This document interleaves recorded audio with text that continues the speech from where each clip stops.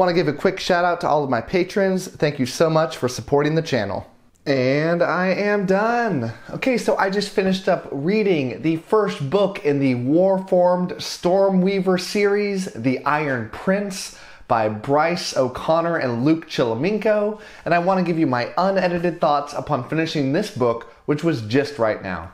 So, I have so many negative things to say about this book, but I loved it. I'm going to give it a 4.5 out of 5, which is a weird score for me. I typically try to stay away from giving halves, but I had a 5 out of 5 on the fun scale, but I had so many problems with it that I can't justify giving it a 5 and ranking it with other books that I would see as a 5 out of 5.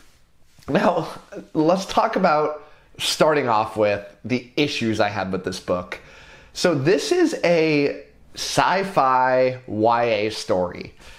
That's not up my alley at all. I mean, if you know anything about my channel, I typically don't love sci-fi books, and I typically hate YA books. So combining them together for one book should spell horrible things. But what it had going for it is some things that I absolutely adore out of my fantasy, which most notably is that this is a progression fantasy story.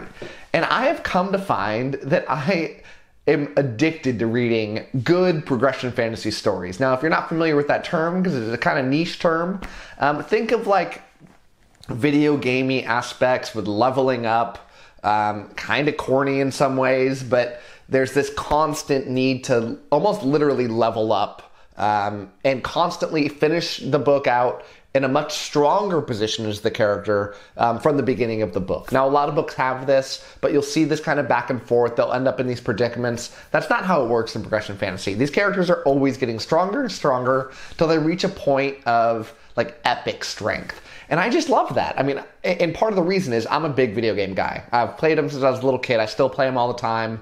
And I just get addicted to that kind of thing. It's I find that out about myself. I'm almost embarrassed about it because it's the one part of fantasy where it's you'll have this weird dynamic where I feel like a lot of people that read fantasy will be almost a little embarrassed to talk about that they read fantasy to people that read kind of more classic literature or any other type of book, besides romance books, because people kind of look down on it. Now, in the fantasy world, I feel kind of embarrassed talking about progression fantasy because I feel like other fantasy people are going to be like, oh, what's that? What's Matt reading? But look, I can't control what I like and what I don't like, and I like this, and it was well done.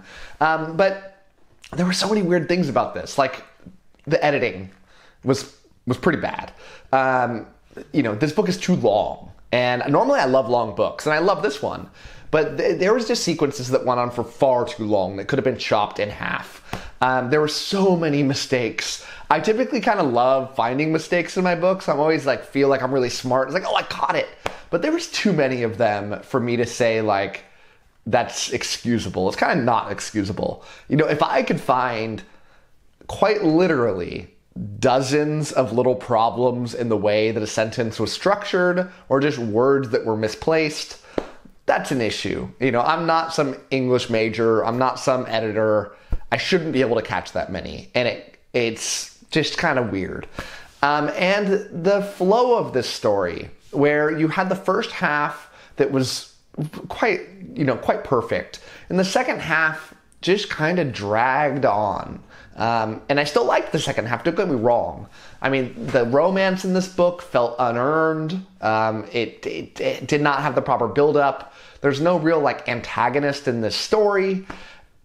But for all of those negatives, I couldn't stop reading this. I have to look at my reading stats on my spreadsheet, but I'm pretty sure this is the fastest that I've ever read a book in terms of words per day.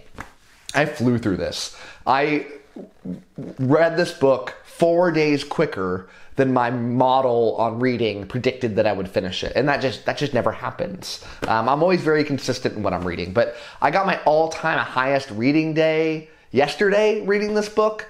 I almost read 300 pages just in reading this Kindle, and that's not what I do. I hear some people say they'll read sometimes they'll have this day where they'll have off and they'll read 500 pages a day. That's not me. I read consistent. I read pretty much the same amount every single day, but I couldn't stop reading this thing. It's just so well done. So basic story here. You have this it's in a future Earth where the world is, Earth has expanded into the stars. They control many, many, many different planets across different systems. And they're at war. These humans are at war with this alien race. And they've stolen some tech from that alien race that when given to certain humans, they can get superpowers in the form of like this thing they put on their arm that's like a combat unit that when you train with it, it will evolve into eventually like a full body suit with different sort of weapons. You can be these different sort of like a saber class or like a brawler or these different things. So over time, what's happened is these students go to school and a very few percentage of them get accepted into this school. They get this device attached to them, and it's a school story where they're learning how to use this and how to battle. The greatest of the greatest battle users in school will go on to join a pro circuit where they fight on TV for all humans to watch. The ones that don't succeed to that level have to go join the military and fight against this alien race. And they view that it's worthwhile to have the best of the best, not even fighting on the front lines, because what it does for recruitment efforts, because everybody's into watching these fights. And so all these, every kid wants to be this, and they want to fight to be that, and they want to be the hero on TV that everyone adores. And enter the main character in this book, who in a kind of a predictable storyline, has everything going against him, should never be accepted into a school, but very early on, beats the odds, gets accepted, gets his unit on, and finds that he has a major disadvantage compared to everybody else. And I don't want to say what that is, but he also has a major advantage going towards him. And so through this book, you kind of know that he's going to end up eventually, by the end of this series, far more powerful than everybody, but you have to see him work there, fight against preconceived notions from his classmates, and constantly have this amazing, amazing aspect. And the part that I love about progression fantasy is that as this guy is making friendships and trying to become a better battle user, he's leveling up his unit. You get to see what happens when it levels up, what traits leveled up, what it's going to turn into, different moves that you get. It's just ripped out of like an RPG video game, and I can't get enough of it. It's so dang fun to read this kind of thing. It's like a guilty pleasure of mine, but this was very well done. I very much recommend it to people. I don't know that I'd say it's like the intro that you should have into progression fantasy. I think that's Cradle. I think Cradle will appeal to the large majority of fantasy people that have any interest in this subgenre. And from there, this is a wonderful book to read that follows in that in an amazing way. This book's not going to blow you out of the water with the way that it's written. It's very mid-tier or lower mid in terms of writing quality, the characters, everything about it, but it's fun. And at the end of the day, isn't that what you want out of a book? That's what I want. I just want to have fun. I don't need everything. I don't need perfect prose. I don't need the most perfect story. I don't need perfect twists. I just want to have a good time. And oftentimes, those components to books are what makes me end up having fun.